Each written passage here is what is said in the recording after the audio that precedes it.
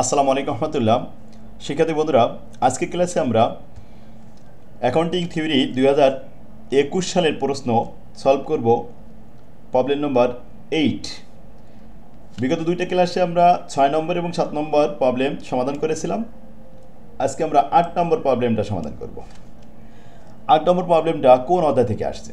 প্রশ্নটা দেখেন কি বলছে। Suppose the risk free rate 8%। ধরে নিন যে risk free 8%। The expected return on the market, তাহলে মার্কেট রিটার্ন কত? 16%. If a particular stock has a beta, যে কোনো একটা পার্টিকুলার স্টকের যদি বেটা 0.70 হয়, হোয়াট ইজ বেটা? বেটা কি?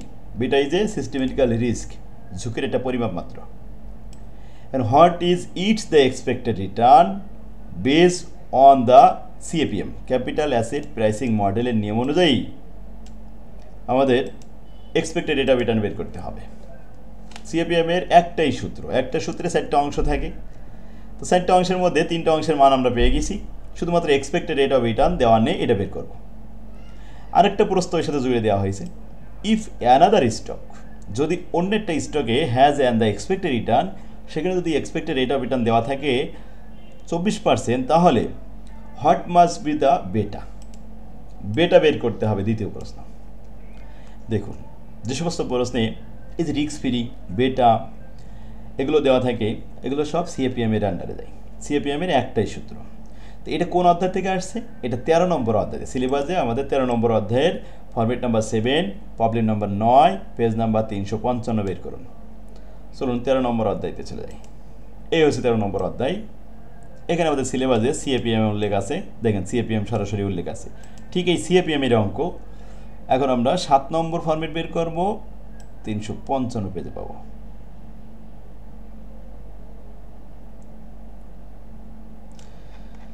দেখুন প্রত্যেকটা ফরম্যাটে কিন্তু একই জাতীয় অঙ্কগুলো খুব সাজানো আছে। একবার যদি আপনারা এটা দেখে থাকেন, তাহলে এই ফরম্যাটের থেকে যে অঙ্ক আসুক না কেন আপনারা সমাধান করতে পারবেন। এখন আমরা বের করলাম 7 নম্বর ফরম্যাট, 13 নম্বর অধ্যায় 7 নম্বর ফরম্যাট সিএপিএম। প্রবলেম নম্বর কত বলা হয়েছিল? প্রবলেম নম্বর 9 নম্বর প্রবলেমে চলে আসেন।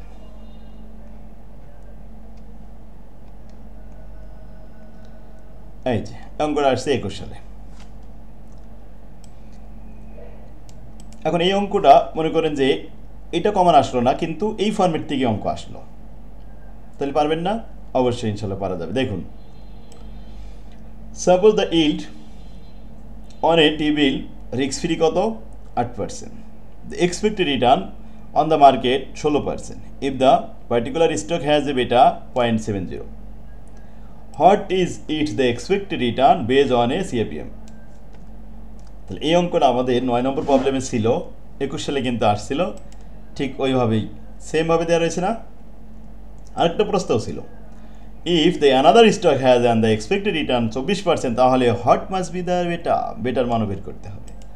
উই নো দ্যাট, আমরা জানি সিএপিএম এর সূত্র অনুযায়ী এক্সপেক্টেড রেট অফ রিটার্নের সূত্র হলো expected rate of return equal risk free plus beta into R M minus risk free. হেয়ারে আমরা মান সাজায় নিতে পারি, সেই মানগুলো বসাচ্ছি। রিস্ক ফ্রি 8%, বেটা 0.70, ব্র্যাকেটের মধ্যে মার্কেট রিটার্ন 16% থেকে রিস্ক ফ্রি 8% বাদ দিয়ে দিলাম। 16 থেকে 8 বাদ দিলে থাকবে 8%, তার সাথে 0.7 গুণ করলাম, 27টা 56, 5.60। এই 5.60 8-এর সাথে যোগ করলে 13.60, অথবা এক্সপেক্টেড রেট অফ রিটার্ন বের হলো 13.60। ক্লিয়ার হয়েছে? এটাই আনসার। 2 নম্বরে বলছে যদি এক্সপেক্টেড রেট অফ রিটার্ন 24% হয়, তাহলে বেটা কত? এবার বেটা বের করতে হবে। দেখুন, একটা সিএপিএম এর সূত্রে এক্সপেক্টেড রেট অফ রিটার্ন সহ এখানে 4টা অংশ আছে। এই 4টা অংশের ভিতরে প্রশ্নে কিন্তু 3টা মান দেওয়া থাকবে, একটা মান থাকবে না, সেটা আমরা বের করব। এখন যেটা আমরা দেখছি এক্সপেক্টেড রেট অফ রিটার্ন 24% দেওয়া আছে, দেওয়া নেই শুধুমাত্র বেটা। বেটাটা শুধু আমরা বের করব, এছাড়া আর কিছু বের করা লাগবে না। এখন উই নো দ্যাট, আমরা এক্সপেক্টেড রেট অফ রিটার্নের সূত্রটা লিখে ফেলেছি। এক্সপেক্টেড রেট অফ রিটার্নের মান ওখানে দেওয়া রয়েছে 24%, রিস্ক ফ্রি 8%, বেটা বের করা হবে, এই জন্য এভাবে রেখে দিচ্ছি হট হিসেবে।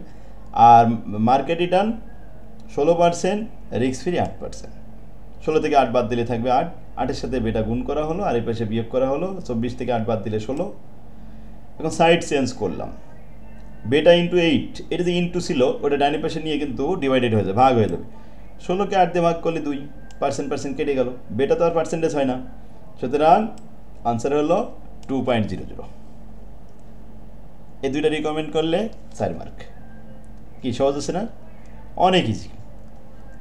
তাহলে এখন যারা এই ফর্মেট অনুযায়ী অঙ্ক করবে তাদের তো এগুলো সব পানির মতো সহজে মনে পড়বে। আর যারা এগুলো জানে না, এগুলো কখনো দেখিনি, অন্য বই দেখছে, সে অন্য বইতে তো এভাবে ফর্মেট আকারে সাজানো নেই, তাদের বুঝতে একটু অসুবিধা হচ্ছে। তো আমাদের সাথেই থাকুন, পরবর্তীতে যখন বই কিনবেন বা ছোটো ভাইদেরকে আমাদের বই ক্রয় করতে বলবেন, বা আমাদের সাথে যোগাযোগ করলে ভর্তি হলে বই ফ্রি পাবেন।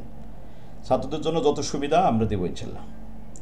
স্ক্রিনে যে নাম্বারটি দেখতে পাচ্ছেন এই নাম্বারে যোগাযোগ করবেন। এখন 4th ইয়ারে যারা বই ক্রয় করতে ইচ্ছুক, আমি অনুরোধ করবো আপনারা দেখে শুনে ভালো বই কিনবেন। বাজারের একটা বই হোমসেকালে কিনবেন না, আগে দেখুন ভালো করে, আমার চ্যানেলে ভিজিট করুন, চ্যানেল দেখুন কীভাবে প্রত্যেকটা অঙ্ক করে দেওয়া আছে, তারপরে আপনারা বই কিনবেন। আর শিক্ষকরা যদি আমাদের বই পড়াতে চাই তাহলে সরাসরি যোগাযোগ করবেন, আমরা পাইকারি দামে আপনাদের ছাত্রদেরকে সাপ্লাই দেবো বই। এরপরে নেক্সট আমরা 12 নম্বর অঙ্ক এখান থেকে শুরু করব। তাহলে দেখেন বি পার্টে অঙ্ক আসছিল 21 সালে 3টা, এখন 23 সালের পরীক্ষার্থী আপনারা যারা, তাদের আশা করতে হবে 3টে বা 4টে অঙ্ক আসবে, আর 1টা অথবা 2টা থিওরি লিখতে হবে। আর সি পার্টে এখানে দেখা যাচ্ছে গতবার 4টে অঙ্ক আসছিল 21 সালে, এবছরও আশা করছি 4টা অথবা 5টা অঙ্ক আসবে। তো 4টে অঙ্ক যদি আসে আর 1টা থিওরি লিখবেন, ব্যাস A+ হয়ে যাবে। তো আগামী দিন আমরা 12 নম্বর অঙ্ক এটা সলভ করব। আমার তৌফিকুল্লাহ বিল্লাহ। আসসালামু আলাইকুম রহমতুল্লাহ।